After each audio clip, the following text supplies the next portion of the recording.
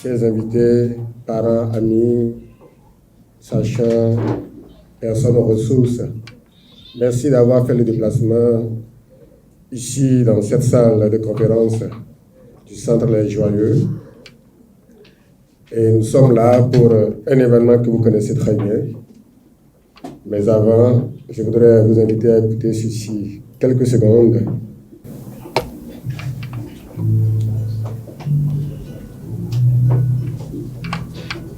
Toi qui viens de naître et qui sourira la vie. Voilà, un enfant est né. Et tout à l'heure, nous allons découvrir cet enfant-là. C'est un livre. Et lire, comme on le dit, c'est s'enrichir de l'expérience d'autrui. Un livre est une fenêtre ouverte sur l'âme de son auteur et un miroir tendu à chaque lecteur. C'est à travers cette fenêtre et ce miroir que nous allons voyager tout à l'heure ensemble ici, en découvrant l'œuvre, son auteur. Et c'est tout ceci qui nous réunit dans cette auguste salle de conférence. Il n'y a pas plus grand plaisir que de découvrir un nouveau livre. Sans plus tarder, mesdames, mesdemoiselles et messieurs, voici le chronogramme que nous allons suivre. Tout à l'heure, avec votre permission, je vais inviter ici M. Paul Sognandé, l'un des organisateurs de cette cérémonie de lancement de livre, qui va dire un mot de bienvenue à vous, invités, parents. Et juste après, derrière lui, ça va être un discours introductif pour lequel nous allons accueillir ici, devant vous, le directeur des éditions Bénin Livre, M. Betchedi Eskil Agbo. Juste après lui, ce sera la présentation du chef-d'œuvre et c'est M. Enoch Guidjimin qui va s'en occuper. Je vous rappelle au passage que c'est un journaliste chroniqueur littéraire. Juste après, ça va être des échanges avec notre jeune auteur. Je voudrais nommer Maouton Renaud Donato. Et c'est après ça que nous allons aborder la dernière ligne droite qui sera celle réservée à la vente du premier exemplaire et d'autres, bien sûr. Hein. J'espère que chacun va repartir d'ici avec un livre. Et ce sera dédicacé. Voilà, sommairement, le chronogramme que nous allons suivre. Je vous invite d'abord à ovationner ceux-là, ces conférenciers qui sont devant nous. Des ovations également pour vous-même pour avoir effectué le déplacement. On ne vous sent pas, c'est trop faible. Un peu plus souple. Voilà, parce que nous ne sommes pas à une cérémonie d'inhumation. Nous sommes ici pour vivre un art. Et des auteurs sont là. De grandes personnes aux ressources sont également là. Alors, sans plus tarder, sous vos ovations, nous invitons ici et en même temps M. Paul Sognandé pour un mot.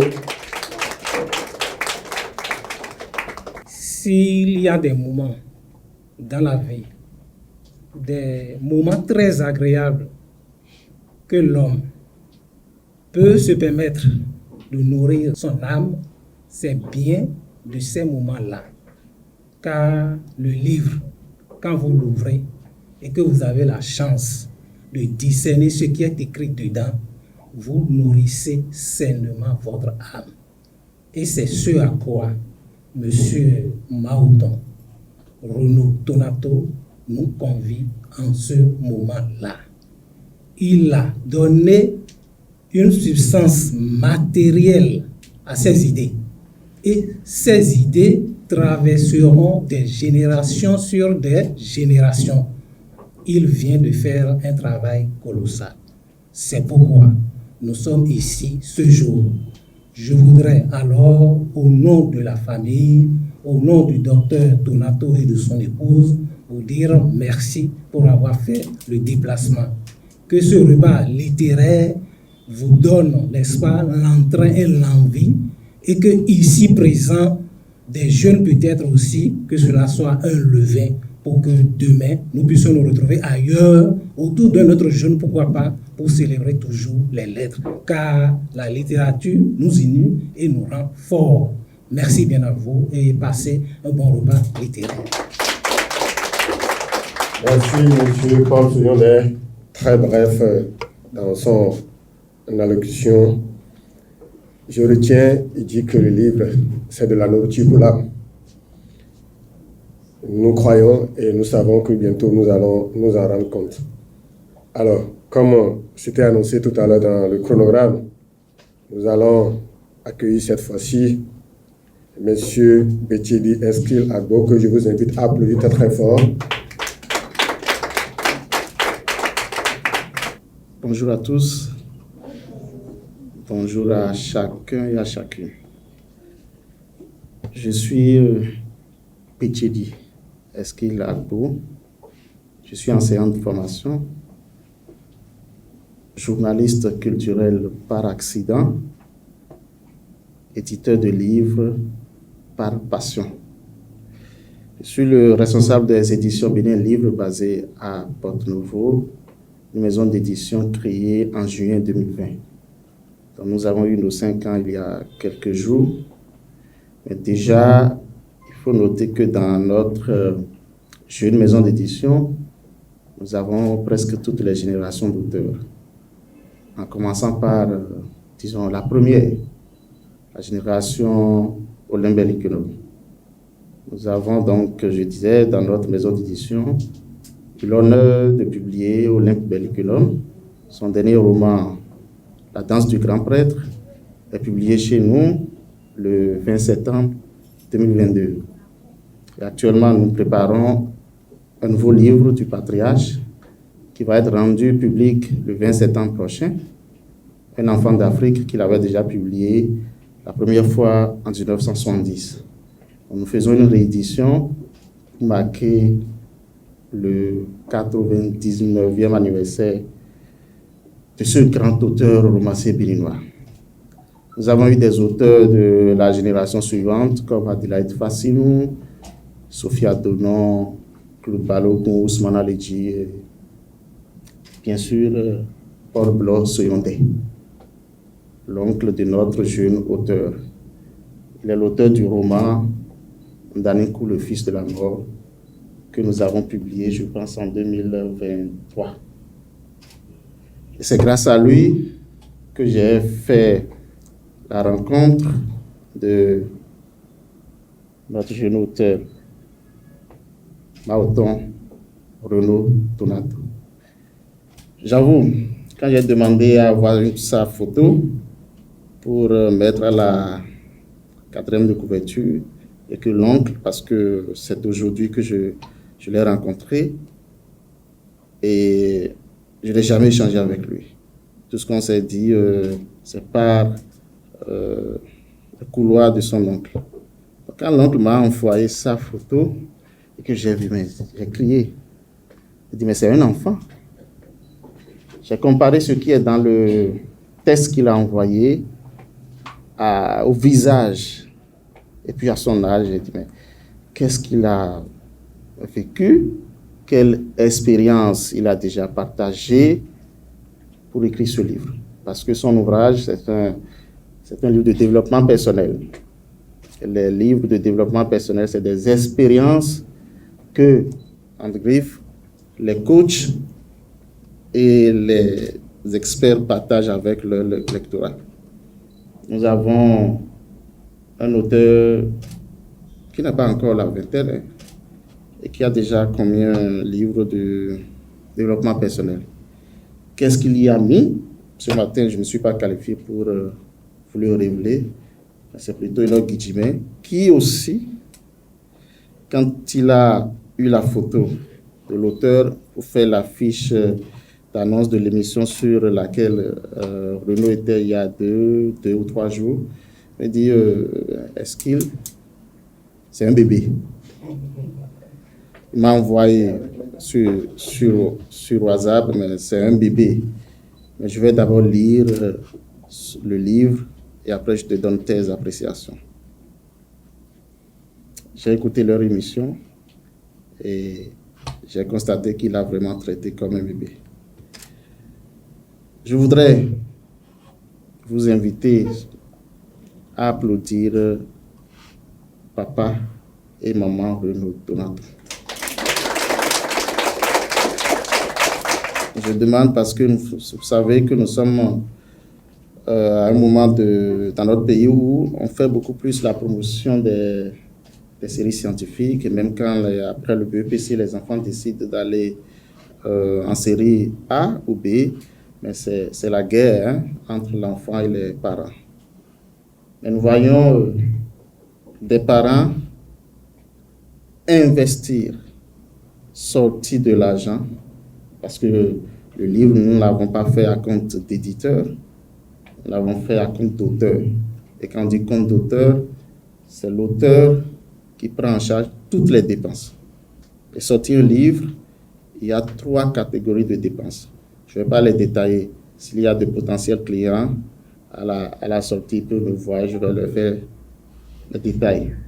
Alors, donc, ce sont eux qui ont sorti leurs sous et qui ont permis à ce que cet ouvrage naisse dans une période où on envoie les enfants beaucoup plus vers les sciences, pas vers la lecture.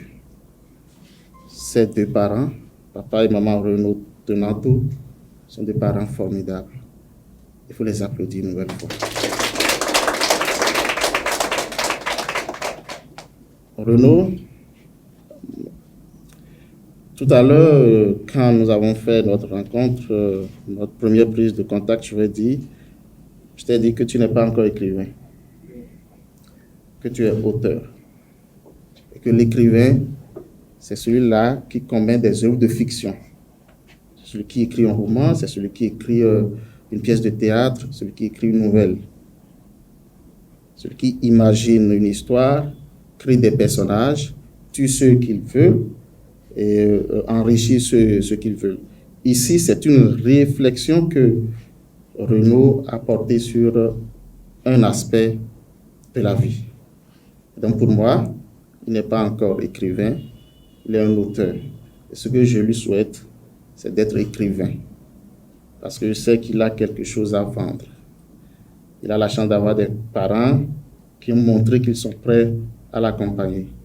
Les éditions Bénin Livre prennent également l'engagement, comme je l'ai dit à ton oncle, de t'inscrire dans notre petite liste, dans notre petit cercle d'auteurs que nous suivons, de jeunes auteurs que nous identifions, à qui nous confions parfois des thèmes de recherche sur lesquels ils font écrire des histoires et que nous publions. Nous en avons plein, comme Rodrigue Kunda, qui a été finaliste du Grand Prix littéraire du Bénin, Chimène Fagourou, Salomé Kouenafa Koubla, qui a été sacrée 2e dauphine Miss Littérature Afrique il y a quelques jours.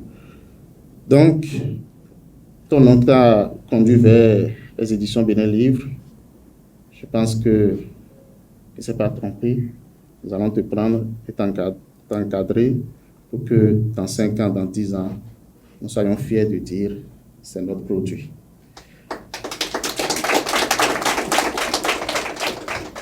À tous et à chacun, je vous remercie d'être là.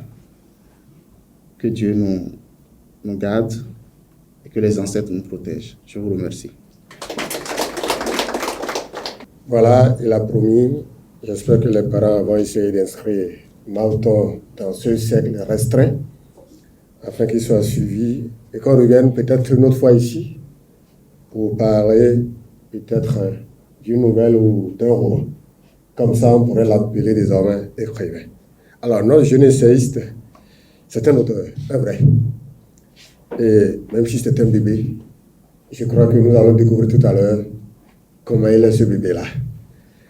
Et quel enfant il a pu donner vie. Nous allons vivre ça tout à l'heure. Mais avant, je voudrais, avec votre permission, et sous vos ovations, invité ici Enoch, monsieur Enoch Guidimin, que je vous invite à applaudir très très fort, s'il vous plaît. Je voudrais vous prier d'applaudir Renaud, s'il vous plaît. Renaud, tu es très bien habillé. Si vous avez l'impression d'être trop petit pour changer quelque chose, essayez donc de dormir avec un moustique et vous verrez qui empêchera l'autre de dormir. Cette citation attribuée à l'actuel Dalai Lama ouvre la voie à la lecture d'un ouvrage qui, sous ses 102 pages, porte la fougue d'une jeunesse audacieuse, de la maturité d'une pensée disciplinée. Maouton, je préfère les prénoms endogènes. Maouton, étudiant en cycle d'ingénierie à la faculté des sciences agronomiques, Université d'Abomey-Calavi, signe ici un essai de développement personnel d'une rare intensité, publié dans la collection Oser la différence, parce qu'il a osé la différence bien sûr, des éditions Bénin Livre. Comme Corneille le rappelait dans le Cide aux âmes bien-nées, la valeur n'attend point le nombre des années. Tonato, à l'instar du moustique de la métaphore initiale, démontre que la taille ou l'âge ne sont que des détails dans la puissance d'une vision. Dès le premier chapitre, avoir du succès équivaut à avoir des objectifs. L'auteur trace la ligne rouge thématique. Le succès, est une construction et son matériau de base est l'objectif. Le lexique est mécanique, carburant, moteur du succès, mais aussi onirique. Il dit, dans le livre bien sûr, tout commence par un rêve. Et pour que ce rêve se réalise, il faut des objectifs précis et des plans bien définis. C'est toi qui l'as dit, je ne suis pas l'auteur. Il installe donc la dynamique, le rêve comme signifiant du désir et l'objectif comme signifié de l'action à entreprendre, associant champ symbolique du travail et champ symbolique du désir. Le rêve devient si matrice, il n'a de valeur que s'il se transforme en plan d'action et l'objectif ici dans le livre devient un signe moteur, une boussole ancrée dans la mémoire du sujet pour orienter le praxis. En neurosciences, avoir un objectif clair, c'est fournir au cerveau un point de focalisation. C'est ce qu'il a fait et qui réduit la dispersion cognitive et augmente l'efficacité des circuits neuraux liés à la motivation. Dans le livre, il y a le temps, une valeur d'or. C'est ce qu'il a dit. Le chapitre 2, maîtriser le temps pour atteindre le sommet, articule une véritable sémiotique de la rareté. Le temps est ici présenté comme un métal précieux, à la fois gratuit et inestimable. La couleur de l'or se devine derrière l'avertissement. Il dit dans le livre, bien sûr, je cite, « Ne le gaspillez pas, car tu ne pourras jamais le récupérer. » Il parle du temps. Et dans la logique du livre, l'objectif qui est dans le premier chapitre et le temps dans le deuxième chapitre sont deux signes solidaires. L'un perd son sens sans l'autre. Le temps personnifié et valorisé comme un métal précieux est placé dans un rapport direct avec l'efficacité. Quand vous prenez le chapitre 2, les aigles, c'est une citation qu'on met juste en dessous du titre. Il dit, le temps est gratuit, mais il est précieux. Je n'ai pas tout cité. Donato alors place le lecteur dans un espace d'alerte où le signe temps se transforme en symbole de rareté et de responsabilité. L'exemple des distractions, les réseaux sociaux numériques ou digitaux, commérage, télévision, il ne s'inscrit pas dans cette logique-là, n'est-ce pas? Est une mise en scène de l'obstacle qui fonctionne comme contre-signe tout ce qui dévie du chemin codé négativement et doit être sacrifié. Les neurosciences éducatives démontrent que notre mémoire de travail, cette mémoire à court terme qui nous sert à traiter et à manipuler des informations, est limitée. La bonne gestion du temps permet de ne pas saturer sa mémoire par des tâches inutiles, ce qui optimise l'apprentissage et l'exécution des plans. Vous allez m'excuser, je serai un peu long, parce que avoir l'âge de l'auteur et ce qu'il a produit, je me dois de décortiquer ce qu'il a dit dans le livre. Je vais cependant vers la sémiotique du sacrifice. Le sacrifice, moteur récurrent du livre, parce que dans le livre, il est revenu plusieurs fois sur le sacrifice. Il y a une trilogie en fait, sacrifice, temps et objectif. Il est revenu plusieurs fois sur le sacrifice. Alors il dit, le sacrifice moteur récurrent du livre fonctionne comme un signe double, à la fois barrière et passage. Comparé à la croix placée dans une église catholique, il exige une révérence avant la scène. Cette symbolique religieuse résonne avec la discipline personnelle, se priver, renoncer pour mieux investir dans l'essentiel. Le chapitre 3, non aux dépenses impulsives, mais tu es très bien habillé, illustre ce signe par des anecdotes contemporaines, achats compulsifs de télévision de luxe au détriment des projets constructifs, culte de l'apparence contre investissement productif. Le signe de la mode, tu as la mode, bien sûr, dans l'analyse de Donato, s'oppose au signe de l'épargne. Ce dernier, assimilé à un legba, gardien symbolique du seuil de la cosmogonie béninoise, qui protège l'accès à la stabilité financière. Ici, le discours se rapproche du compte moral. Miroir tendu au lecteur, refus de la gabegie et du consumérisme. La métaphore du legba ici transforme l'épargne en gardien symbolique de l'avenir. Pour franchir le seuil de la réussite, il faut donc passer l'épreuve du sacrifice. Chaque renoncement décrit dans le livre, qu'il s'agisse de réduire les distractions ou de freiner les dépenses impulsives. Il m'a dit sur mon émission qu'il n'aime pas la beuverie, la boisson dans les bars, et il a dit. Et donc, c'est pour dire ici qu'il s'agit d'un entraînement de la plasticité neuronormale. En répétant des comportements orientés vers un but, le cerveau renforce certains réseaux neuronaux et affaiblit d'autres. La loi de Herbe dit, les neurones qui s'activent ensemble se lient ensemble. Autrement dit, le sacrifice n'est qu'un effort moral. C'est un reparamétrage biologique du cerveau pour favoriser la persévérance. Les réseaux sociaux, il vient déjà sur ça, le signe du danger latent. Dans le chapitre 4, l'enjeu des réseaux sociaux, Mahouton oppose deux signifiants. Il y a le rêve et les réseaux sociaux. Le premier porteur de sens et de projet s'use et se dissipe au contact du second s'il n'est pas régulé. À la page 47, il écrit, je vous lis ça, « Si tu veux réussir, ne laisse pas les réseaux sociaux voler tes rêves. » Fin de citation. Ici, le réseau social est métamorphosé comme un prédateur sémiotique, capturant l'attention et dévorant le temps. Ainsi, l'enjeu des réseaux sociaux opère un recadrage sémiotique.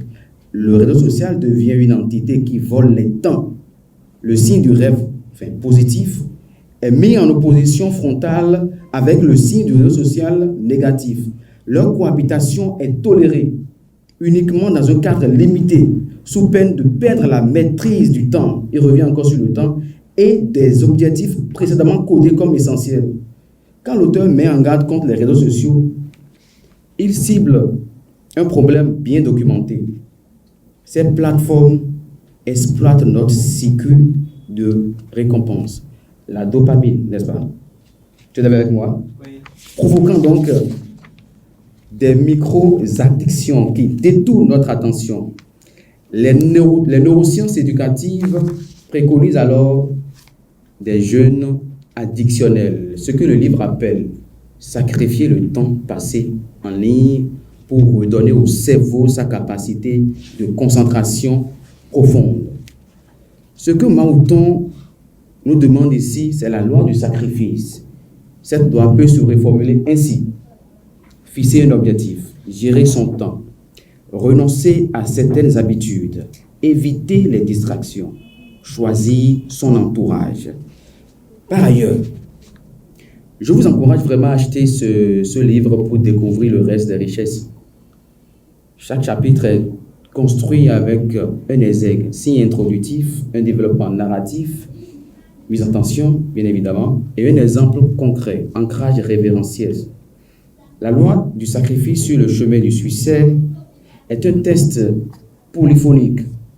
Il mêle la voix du mentor, celle du frère d'âme et celle de l'observateur critique de la société contemporaine. Le sacrifice y est plus qu'un mot. Il est un archétype initial, pour ne pas dire initiatique, une clé symbolique pour franchir les étapes du devenir. En suivant la trame du livre, on observe que chaque chapitre fonctionne comme un rite de passage. Chapitre 1 et 2, orientation de la boussole, rêve, objectif, temps. Chapitre 3, épreuve du renoncement matériel. Chapitre 4, épreuve de la discipline numérique, pour ne pas dire digitale. La valeur du livre réside aussi dans son acte d'existence. Un jeune étudiant béninois, je le dis, un jeune étudiant béninois, à l'aube de sa profession, pour ne pas dire de sa vie professionnelle, choisit d'investir sa plume pour guider d'autres sur un chemin que beaucoup jugent réservé aux grands. C'est en soi un signe fort, celui que la valeur n'attend pas le nombre des années. Je vais parler rapidement de la portée et de la richesse de l'œuvre. L'écriture de Donato n'est pas simplement prescriptive. Elle est performative. Elle agit sur le lecteur par des images fortes, des références culturelles. J'ai parlé de Dalai Lama et de Corneille, en passant par les symboles traditionnels béninois et une structuration qui transforme des concepts abstraits, temps, objectif, sacrifice, en signe concret et vivant. Aussi, le chapitre sur les mauvaises compagnies trouve aussi un écho scientifique. Nos cerveaux possèdent des neurones miroirs qui nous font adopter inconsciemment les aptitudes et les attitudes des personnes que nous fréquentons. En choisissant soigneusement ces relations, on module en réalité son environnement neuronal, ce qui influence directement notre motivation et nos choix. Pour finir, ce test n'est pas seulement un manuel de développement personnel.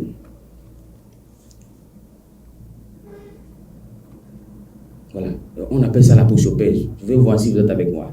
C'est un manifeste où chaque chapitre agit comme un panneau sémiotique orientant le lecteur sur la route étroite mais lumineuse de l'accomplissement. Je vais finir pour vous dire que le premier étranger qui a intégré l'Académie française, je vais parler de Julien Grune, a dit, je cite, « La récompense des livres, c'est d'être lu. » Moi, je l'ai lu avant de le recevoir sur mon émission. Je l'ai relu pour préparer cette chronique. Et autant que vous êtes ici, je sais que vous allez acheter le livre. Mais de grâce, lisez le livre, faites-lui un retour. Faites une étude comparée entre l'âge et la portée du livre. Et pour finir, je dirais le livre, un débat avec Eba entre le lecteur et l'auteur. Je vous remercie.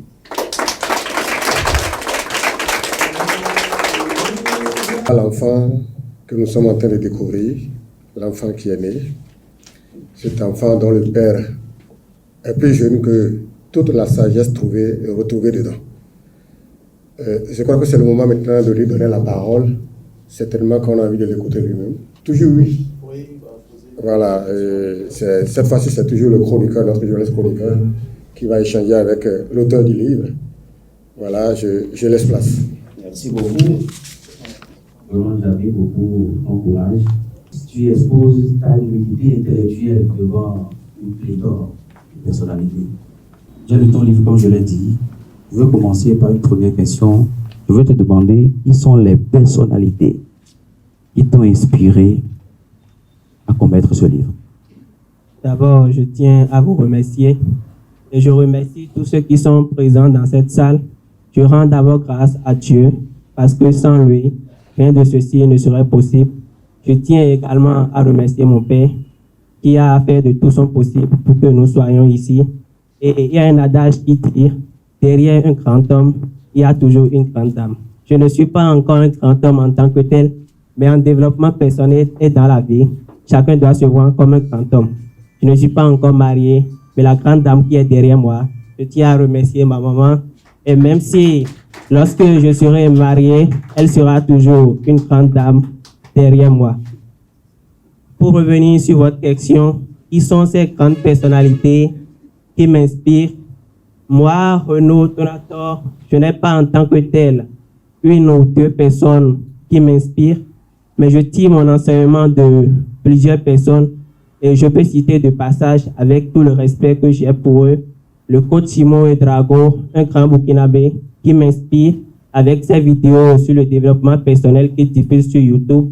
Je peux citer aussi de passage un très jeune entrepreneur, Ramos Sangaré, que je suis également sur les réseaux sociaux. Et je peux aussi citer de passage l'ancien président de la France, Nicolas Sarkozy, un président très éloquent que je suis. Je peux aussi citer certains entrepreneurs comme Yomi Denzel, parce que moi, lorsque je prends mon téléphone, je suis souvent sur YouTube à suivre ces genres de vidéos et des gens comme le coach Simon Ouédraogo. Ils informent les jeunes, ils nous disent qu'en tant que jeunes, nous devons faire beaucoup de sacrifices, nous devons charbonner dur pour réaliser nos rêves. Des gens comme Karamo Sangaré qui nous montrent que même orphelin, on peut réaliser grand parce que ce jeune entrepreneur, il a perdu son père très tôt. À 20 ans, il a perdu son père et souvent il raconte que son père battait sa maman et cela lui faisait vraiment mal et il devait charbonner très dur pour sortir sa maman de la pauvreté. Et lorsque je suis des gens comme ces personnes, je pense que je ne peux que produire grand, je ne peux que réaliser de grandes choses. Renaud. Oui, monsieur. Oui, papa m'inspire. Et de passage, j'ai remercié papa. Papa m'inspire logiquement parce que je suis avec lui de jour et nuit. Et tout récemment même, il a eu son doctorat. Et lui aussi, il nous a vraiment montré que l'âge n'est qu'un chiffre. Très jeune, j'ai écrit un livre. Je ne dirais pas trop tard, mais un peu plus âgé, il a eu son doctorat. Parce que nous avons des... Renaud. Renaud. Oui, monsieur. Ça va? Ça va très bien. Tu vas bien? Oui. Vous êtes combien là maintenant? Vous dites? Tu es seul là, tu es sûr? Tu t'attendais à ma question, c'est ça? Ça là, c'est une réponse mécanique. Hein. Tu t'attendais à ma question. Hein. J'ai posé une seule question et tu as déroulé tout ça. Tu dis?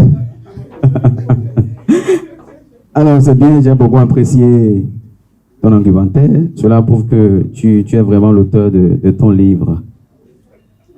Alors, comme je l'ai dit dans ma présentation, j'ai senti une trilogie. Il y a le temps, les sacrifices et les objectifs. Pourquoi? Pourquoi cette trilogie-là? Enfin, on sent que c'est le fil conducteur du livre. Temps, sacrifice, objectif. Napoléon Hill a dit dans son livre Réfléchissez et devenez riche que le but est la pierre angulaire de toute réalisation.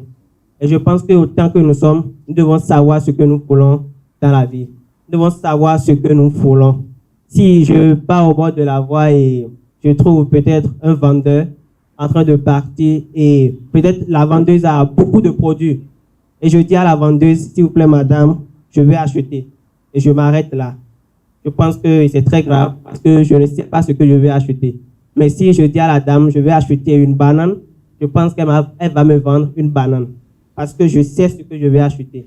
Et c'est ce que nous devons faire. Nous devons savoir ce que nous voulons. Et j'ai mis l'accent sur le temps. Et dans le livre, j'ai dit que pour moi, le temps, c'est plus que de l'argent.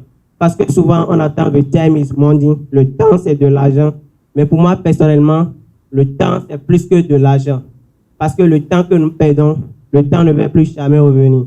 Je pense que 2002, 2003, nous n'allons plus jamais le voir. Sauf si quelqu'un veut me dire le contraire ici. Mais l'argent, lorsque je perds de l'argent, je peux m'asseoir et réfléchir. J'ai perdu 1 million aujourd'hui, j'ai perdu 2 millions. Je tourne mon cerveau. Comment est-ce que je vais faire et récupérer cet argent? Mais le temps, on ne peut plus jamais retrouver le temps. Et le sacrifice, je pense que nous devons toujours faire des sacrifices, quelles que soient les circonstances. Et je pense que dans cette salle, honnêtement, je m'attendais à voir plus que ça. C'est le nombre que j'ai eu. Et je rends grâce à ça. Parce que tous ceux qui sont ici, ils ont sûrement d'autres programmes. Mais ils ont voulu faire des sacrifices. Ils ont voulu sacrifier d'autres programmes pour venir soutenir ce jeune enfant qui est en train de faire un grand pas. Et de passage, je vous remercie vous tous. Que le bon Dieu vous le rende au centuple. Et ensemble, nous allons toujours travailler grand pour élever notre nation, pour élever l'humain. Et je pense que c'est ce que j'ai à dire à cette question, si tu as bien compris. C'est la preuve que tu n'es pas seul là. Dans une autre vie, je suis journaliste, chroniqueur littéraire, sacré Grand Prix littéraire du Bénin dans la catégorie journaliste littéraire en 2022. Donc, quand je vois mon confrère Enoch titiller un peu l'auteur, je mets de côté la casquette de l'autre éditeur et je titille un peu. Pas de problème. Très bien. Quels sont les sacrifices que le jeune auteur Maouton Tonato a consenti pour sortir la loi du sacrifice sur le chemin du succès? Comme je le disais tantôt, autant que nous sommes, nous faisons tous des sacrifices pour réaliser nos rêves. Et en tant que jeune et étudiant, j'ai fait beaucoup de sacrifices pour que nous ayons ce livre. D'abord, moi, personnellement, je suis responsable d'amphi à la FSA parce que j'aime le leadership, j'aime diriger mes camarades, j'aime dire « allons ici » parce que le leader ne dit pas « allez ici », il dit « allons ici ». Et c'est quelque chose que j'aime faire. Et déjà, en tant qu'étudiant, et pour ne pas dire écrivain, parce que vous m'avez déjà corrigé, donc en tant qu'auteur, étudiant et responsable d'envie. Et moi, depuis tout petit, j'ai refusé dans mon cœur, dans ma tête, d'être cet enfant qui va mettre son sac au dos et va partir à l'école. J'ai toujours rêvé d'entreprendre et je pense que c'est ce que je ferai chaque jour que Dieu fait. Donc, j'ai fait beaucoup de sacrifices. Souvent, j'aime me lever très tôt. Je ne suis pas venu ici pour me jeter des fleurs. Se lever très tôt, c'est vraiment compliqué, disons la vérité. Mais dans la semaine, je fais l'effort peut-être 2 fois par jour pour me réveiller peut-être à 5 heures, si j'ai la force, à 4 heures pour écrire. Parce que moi, je suis seul dans ma chambre étudiante et vraiment, je pense que c'est une bonne chose parce que j'ai le calme, je suis loin des bruits et j'écris. Donc déjà, un sacrifice, je peux dire, je me réveille très tôt. Donc, pour ne pas dire que je dors aussi tardivement, parce que dans le livre, j'ai vraiment interdit de trop veiller la nuit. Parce que nous, les jeunes, on court trop derrière nos ambitions, on veut réaliser grand et on dort la nuit et on a des problèmes à la tête. Mais il arrive des moments où je n'ai pas le choix. Lorsqu'il y a l'inspiration, je me mets à écrire de 22 heures et l'inspiration continue. Je ne peux pas couper l'inspiration parce que je ne peux pas couper l'inspiration. Lorsque l'inspiration vient, je me mets à écrire. Bon, ça n'est pas encore arrivé quand même. Cela n'est pas encore arrivé, donc je peux dire que par moment, je dors tardivement, mais pas tout le temps. Et je peux aussi dire que pour écrire un livre de développement personnel comme ça, tu dois en avoir beaucoup dans la tête. Donc, très tôt, je me suis lancé dans le développement personnel. Je lis beaucoup des livres comme Plus malin que le diable de Napoléon Hill, Les grands lois du pouvoir de Robert Greene, Comment se faire des amis de Dale Carnegie, ces genres de livres. Moi, j'aime souvent lire ces genres de livres. Et lorsque vous m'aviez dit qu'il faudra écrire d'abord un roman avant de devenir écrivain, ça vous mentit, j'ai eu peur. Parce que je n'aime pas les romans, les histoires, tout ça. Moi, j'aime la réalité. Lorsque tu lis des livres de développement personnel, tu te sens dedans. Tu vois que c'est la réalité. Et moi, j'ai vraiment envie de devenir écrivain. Et je pense que je vais aussi me lancer dans la lecture des livres de romans. Parce que, bon, j'aimais lire un peu les livres de romans, certains livres d'Abdel Hakim. Et Abdel Hakim, il a une très bonne stratégie. Vous allez voir que derrière chaque livre d'Abdel Hakim, il met ses autres livres. Donc, disons, en troisième, quand il a fini le serment d'abstinence, en troisième, derrière le livre d'Abdel Hakim, il y avait d'autres livres d'Abdel Hakim. C'est une très bonne méthode. Je pense qu'on va commencer par l'adopter aussi. On va mettre nos autres livres derrière. Et je remercie aussi ma maman qui achète beaucoup les livres d'Abdel Hakim. Parfois, j'étais étonné, je me demandais, mais bon, parce que moi, j'étais jeune, je cherchais l'argent pour payer les femmes, les chaussures. Mais elle, quand elle trouve l'argent, c'est pour aller payer des livres d'Abdel Hakim qui sont pleins dans la chambre. Et c'est maintenant, je m'en rends compte et je dis vraiment merci. Et bon, ce sont un peu les sacrifices que j'ai eu à faire, même si bon, je me suis projeté dans d'autres réponses en même temps, c'est pas grave. C'est une seule question qu'il a posée. Bon, je vais poser une dernière question avant de laisser la parole au public. Alors, est-ce que le livre que tu as écrit, c'est pour montrer à notre génération que nous sommes en perte de repères? Logiquement, c'est ça. Logiquement, en première position, c'est ça. Parce que je suis étudiant, je suis dans le monde des étudiants. Je suis venu il y a seulement environ 9 mois. Mais j'ai déjà vu beaucoup de choses qui m'attristent. J'ai déjà vu beaucoup de choses qui me font... Parfois, j'ai envie de couler des larmes. Mais il y a un grand entrepreneur camerounais qui a dit qu'on ne pleure pas. Et je pense que je fais l'effort de ne pas pleurer. Parce qu'à l'université, vous allez voir des jeunes qui épargnent. Et c'est pour aller payer des chichas électroniques. Et lorsque le professeur est au cours, ils sont là à fumer. Et vraiment, j'ai de la peine pour eux. Ils fument, ils se font du mal à eux-mêmes. Et je pense que hier aussi, j'ai dit à ma grande soeur que les gens fument qui se font du mal à elles-mêmes. Elle fait la médecine. Elle m'a dit, lorsque ces gens fument à côté de toi, que nous sommes des fumeurs passifs et que c'est plus grave que celui qui fume. Donc, je ne serai pas calme et quelqu'un viendra me créer des problèmes. Donc, j'ai vraiment voulu mettre fin à ce genre de choses que moi j'appelle souvent la pagaille. Et je pense que ensemble, comme le fait déjà certains années, comme j'ai dit, le coach Shimo Drago, Cabo Sangaré, qui ne font que sensibiliser jour et nuit, même si c'est vraiment compliqué de sensibiliser cette jeunesse, parce que notre jeunesse, ça va vraiment mal. Mais je pense que avec la loi du sacrifice sur le chemin du succès, nous allons opérer des miracles dans cette jeunesse. En développement personnel, il faut y croire avant de passer à l'action. Comme l'a dit Shunchi, un auteur chinois, le sage caille avant de combattre. Mais l'ignorant, il combat dans le but de cailler.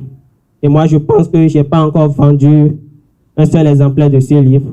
Mais je sais que déjà, avec les mots de celui qui a écrit ce livre, tous les jeunes qui sont ici, nous allons vraiment changer et montrer vraiment à la jeunesse, ceux qui ne sont pas là, que le développement durable, le vrai changement au sein de la jeunesse aura lieu. Parce que les gens, ils pensent que les jeunes ne peuvent pas changer. Moi, j'entends des gens dire que notre jeunesse est partie en couille. Ils ont tort. Et avec la loi du sacrifice sur le chemin du succès, nous allons opérer des miracles. J'ai vraiment foi et je sais qu'ensemble, avec les parents qui sont ici et mes amis, nous allons vraiment opérer des miracles. Vraiment. Bon, je vais laisser la parole au public. Je crois à Habib Mouni. Je tiens à remercier d'abord tous les participants ici présents. Et je voudrais préciser et demander à chacun de vous de soutenir cette initiative et cette audace. En effet, comme nous le savons, aux âmes bien nées, la valeur n'atteint pas le nombre des années. Et nous le constatons à travers le contenu de cette présentation qui vient de nous être faite. En effet, de cette brève présentation, présentation que je qualifie de brève, j'ai quelques préoccupations, quelques questions.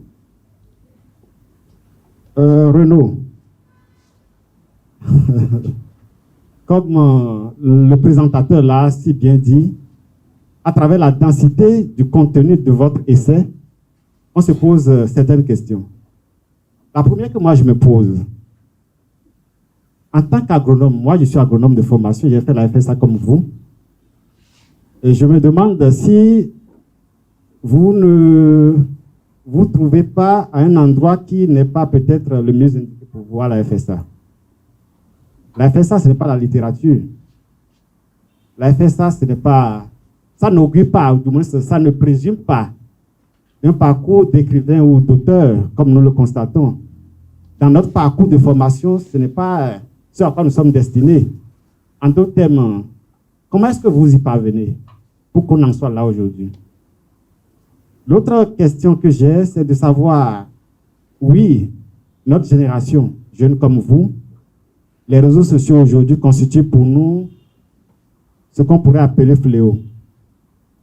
Mais le constat est qu'à travers votre intervention tout à l'heure, pour vous, au lieu que cela soit un fléau, mais c'est plutôt une opportunité. En effet, vous vous nourrissez à travers des tutos, à travers YouTube et bien d'autres. D'où la question de savoir quelle est votre perception par rapport à l'usage que font les jeunes présentement de cet outil et quelle est, en tout cas, votre suggestion à la jeunesse. Ma dernière préoccupation, c'est de savoir si tout ce qui est écrit dans ce livre, comme nous avons l'habitude en agronomie, ou du moins en science de le faire, ne constitue pas une hypothèse à vérifier plusieurs années plus tard. Est-ce que ce ne sont pas des hypothèses que nous aurons plusieurs années pour confirmer plus tard?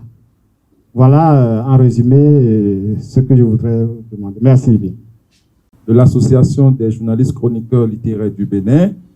J'ai eu la chance de lire ton livre avant de venir ici.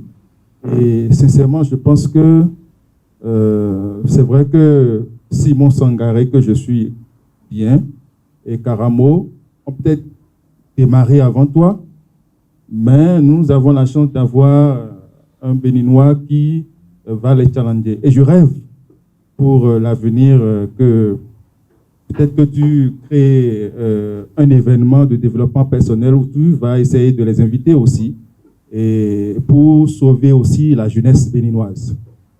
Et je pense qu'on peut te confier désormais le pays parce que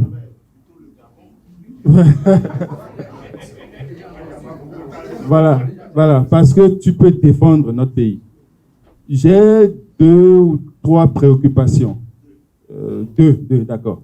Alors, quand je suis Simon, ton maître, et Karamo, je constate que c'est des gens qui pensent que le système éducatif est un piège. Où, quand on finit, on devient, les jeunes surtout, nous devenons esclaves du diplôme. On est d'accord?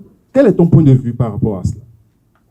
Est-ce que toi-même, tu penses comme toi, tu es maître? Si Karamo a même déchiré son master. Et Simon a affirmé un peu partout que nous sommes esclaves du système éducatif. On est d'accord? Par rapport à cela, quel est ton point de vue? Non, surtout pas ça. Ensuite, quelle comparaison tu peux faire de la jeunesse béninoise par rapport à la jeunesse, par exemple, chinoise? Franchement, moi, je suis sidérée de voir qu'un jeune présente un document ou je dirais présente déjà un ouvrage qui attire l'attention et qui pousse les jeunes d'aujourd'hui à être éveillés, à se réveiller, je dirais, et à comprendre que ça ne va pas. Avec les réseaux sociaux, ça ne va pas. Franchement, moi, je suis contente.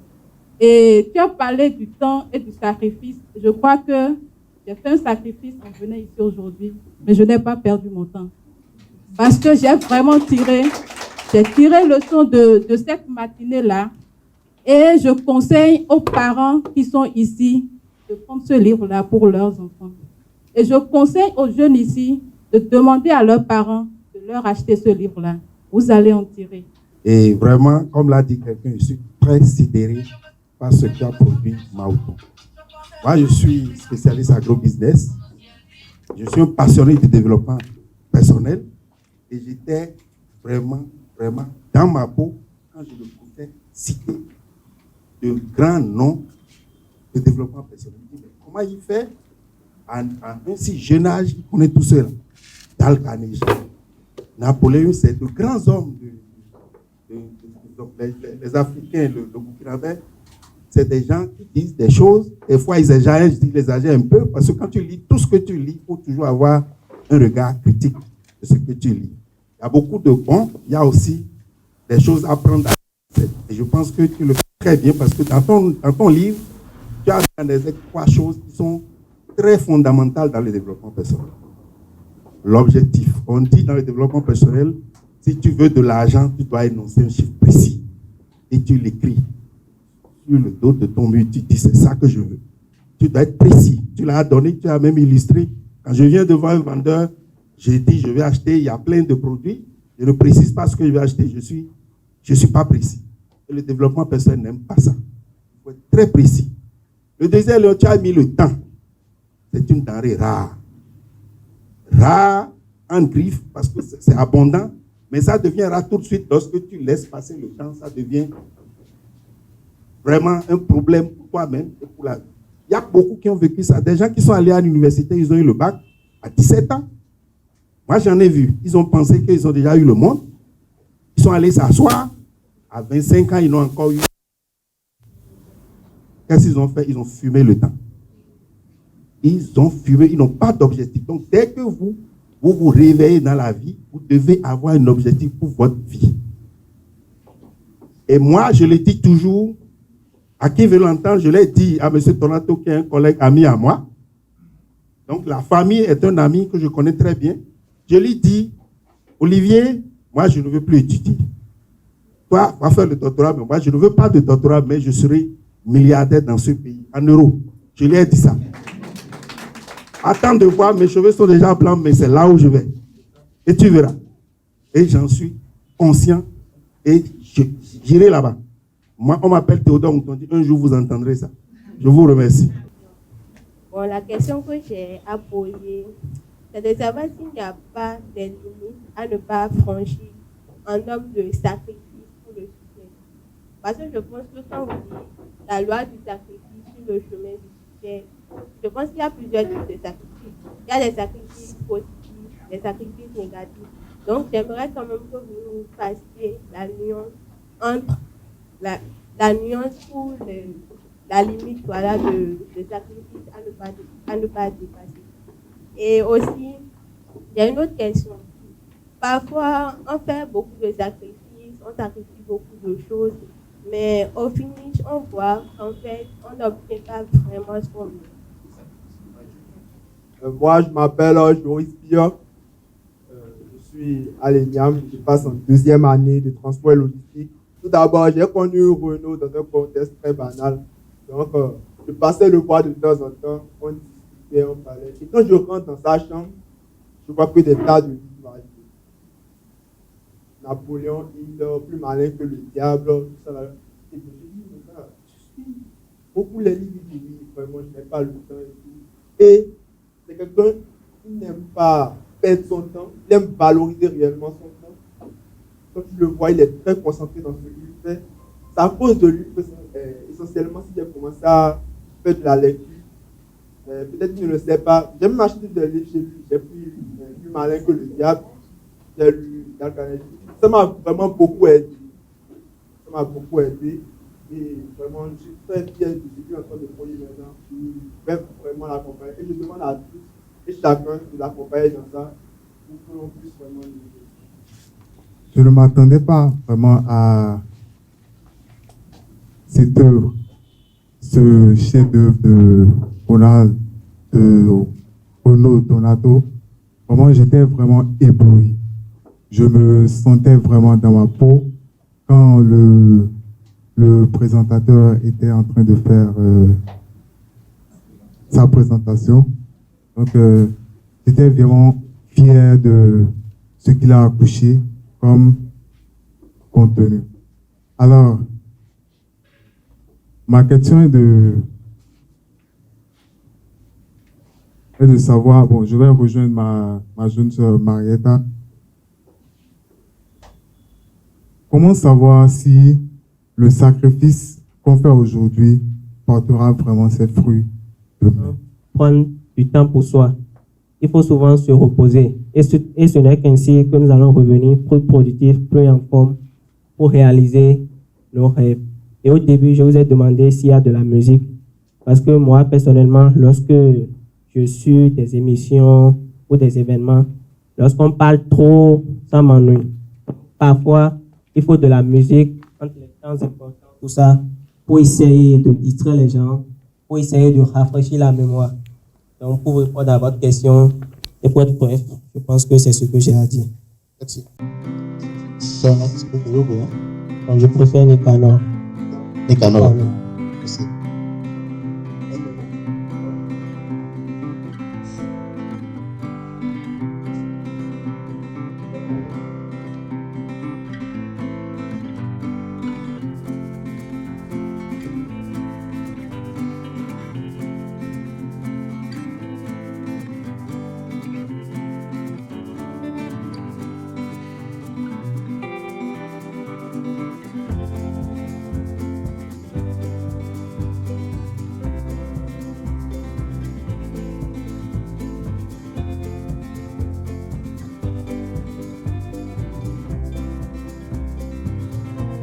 Merci. Alors, Martin Renaud Tonato, vous êtes étudiant à la FSA, donc vous êtes scientifique et on vous voit lancer de livres aujourd'hui. Monsieur Fiobé voudrait savoir si il n'y a pas un mauvais choix à votre niveau. Il n'y a pas un mauvais choix. Je sais là où je vais aller. Je pense que j'irai là-bas. Je ne dirais pas qu'au début, c'était l'agronomie. Comme tout le monde, avant le baccalauréat, on avait un rêve. Mais dans la vie, tout ne se passe pas souvent comme prévu.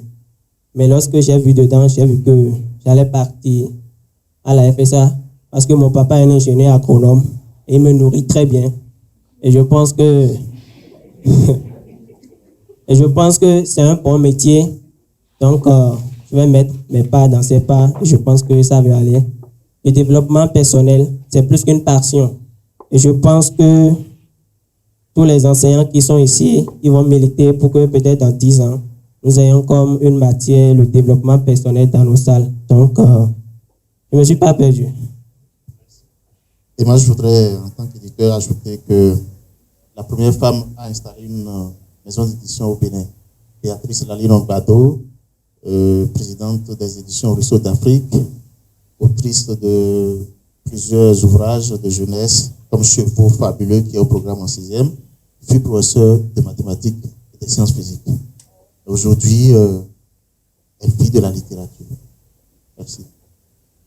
Deuxième question, quelle est votre perception par rapport à l'usage des réseaux, je ne dirais pas sociaux, mais réseaux sorciers? Comme tu as créé le blanc et le noir, donc je pense qu'il y a le positif et le négatif. Lorsque quelqu'un passe sur les réseaux sociaux, tu dois savoir ce que tu vas chercher là-bas. Et comme moi, je l'ai dit, je suis souvent des vidéos comme des chants que je viens de citer. Je ne fais pas que ça. Il arrive des moments où je suis des films, je suis de la musique, mais la plupart du temps, c'est ce que je fais là-bas. Je pense que lorsque tu sais ce que tu veux aller faire là-bas, ça va toujours donner quelque chose de bon. Les réseaux sociaux ne sont pas que dangereux. Il y a plusieurs entrepreneurs qui font vraiment de très grands chiffres d'affaires avec. Donc, chacun doit savoir ce qu'il part chercher là-bas. Merci. Les informations contenues dans votre livre sont-elles des hypothèses? Je ne dirais pas que ce sont des hypothèses. Le développement personnel, c'est vrai. Ce ne sont pas des hypothèses. Peut-être il y a d'autres aspects. Les gens, ils ont des objectifs et ils n'atteignent pas. Donc, ils se disent que le développement personnel, il y a quelque chose qui ne va pas. Le développement personnel, c'est vrai. Je ne sais pas ce que les gens iront vérifier dans 10 ans ou 15 ans. Ils n'ont qu'à l'expérimenter en même temps et ils verront que c'est vraiment quelque chose de bon. Le système éducatif béninois ou les systèmes éducatifs africains sont-ils un piège? C'est la question de M. le Habib. Ok. Monsieur, je ne veux pas vous corriger, mais à l'entame de vos propos, vous aviez dit que Karamo Sangaré a déchiré son diplôme dans l'une de ses vidéos. Bon, sûrement que vous ne suivez pas cette vidéo à chaque fois, parce que moi, je suis toujours curieux de voir quelle vidéo il va encore sortir.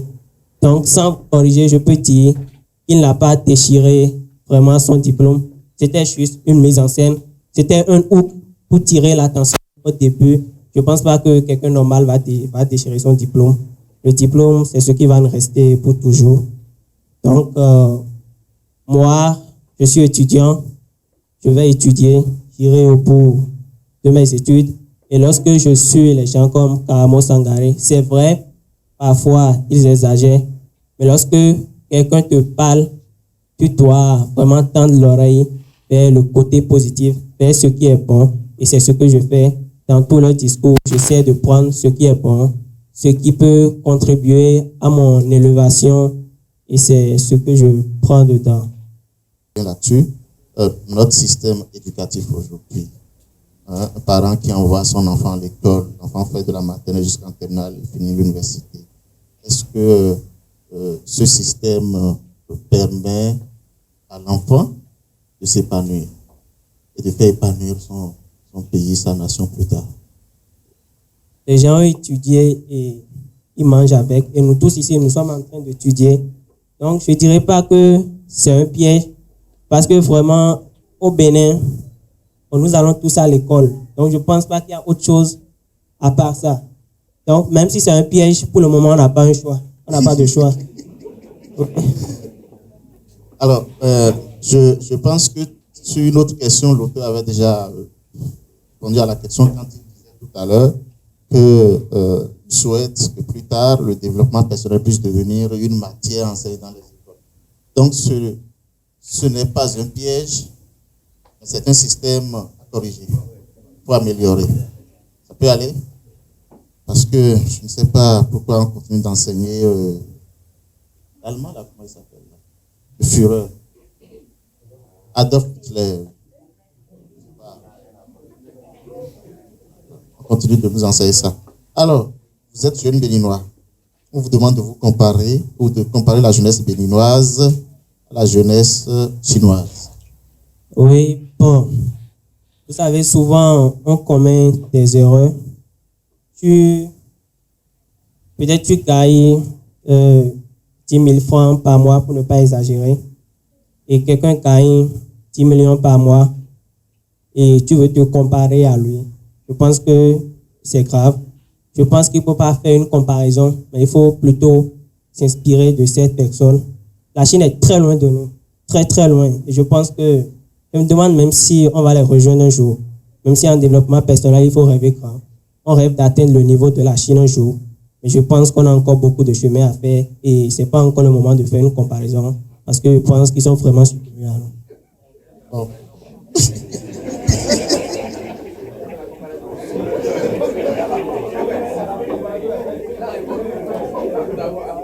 Et puis, la question de M. Précieux, voilà.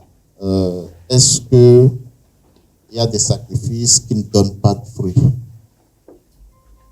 Dans cette vie, il y a de limites à toute chose. Je pense que, en tout cas, personnellement, moi, je ne suis pas prêt à tuer quelqu'un pour m'enrichir. Je ne suis pas prêt à blanchir de l'argent pour m'enrichir.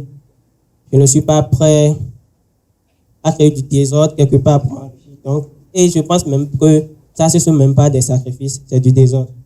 Donc, le vrai sacrifice, c'est ce que tu te fais à toi-même. Quelque chose que tu dois faire, tu peux le faire à toi-même, mais tu te prives de ça pour un temps. Il y a des limites à toute chose et il ne faut pas exagérer dans les sacrifices qu'il faut faire.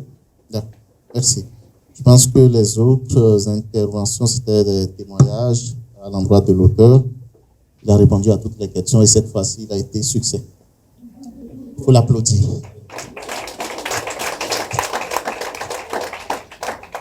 Merci à vous.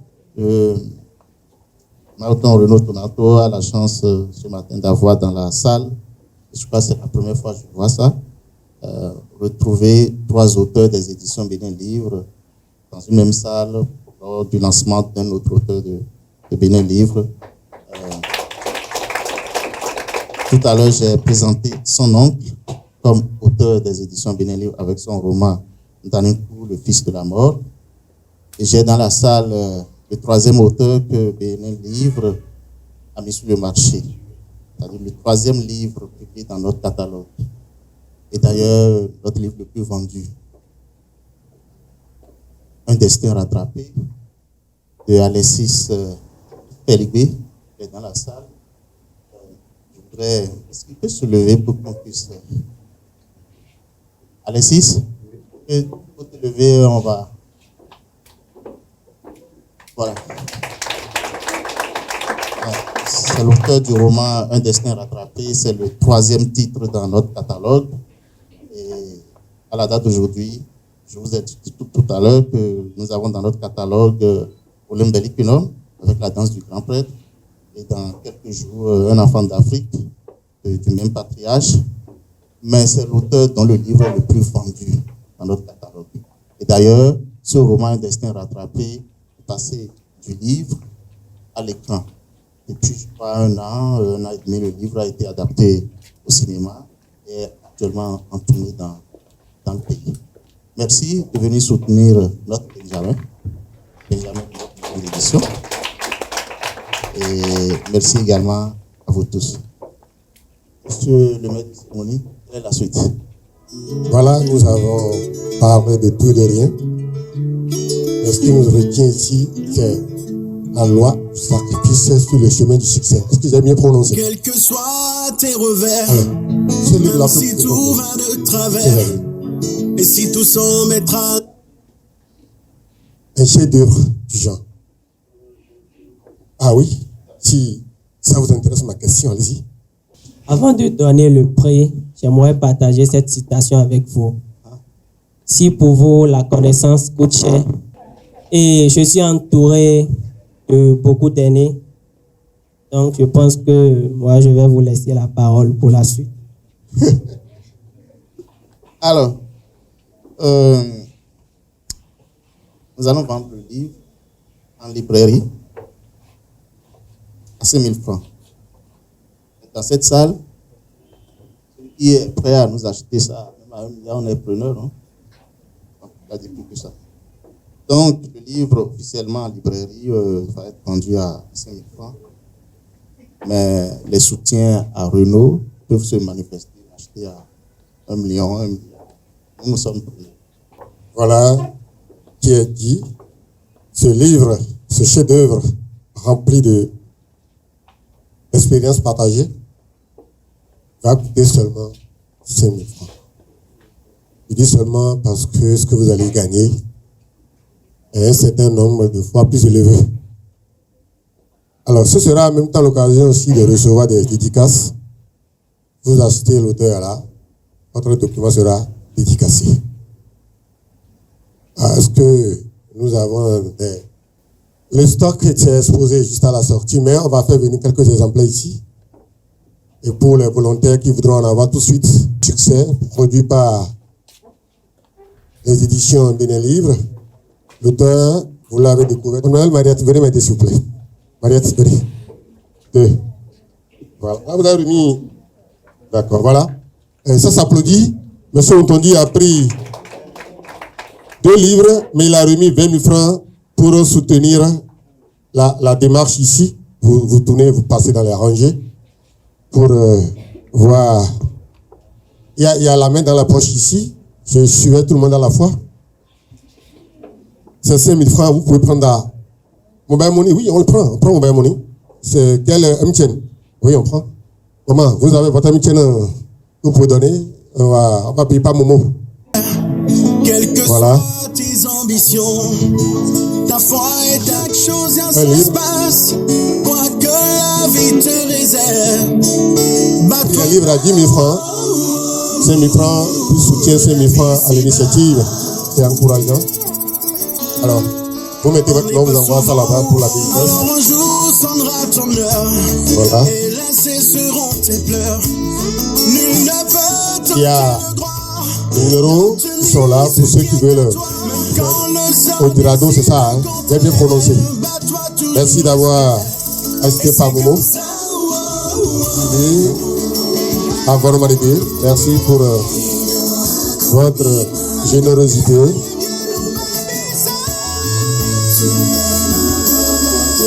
Le stock est de côté. Ce que j'ai, c'est déjà en circulation. Le numéro, s'il vous plaît. Voilà.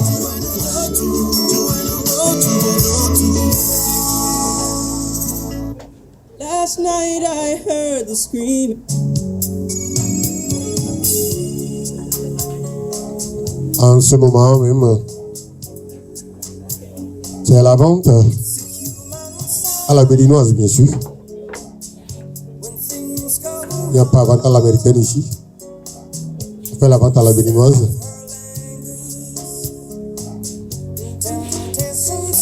Vous pouvez acheter, payer par Momo, pour acheter, payer directement. Vous pouvez payer également avec un soutien à l'appui. C'était le cas tout à l'heure de découvrir un nouveau livre. Allez à ce plaisir-là. Pour qui l'avenir n'est qu'un tableau noir peint au sang.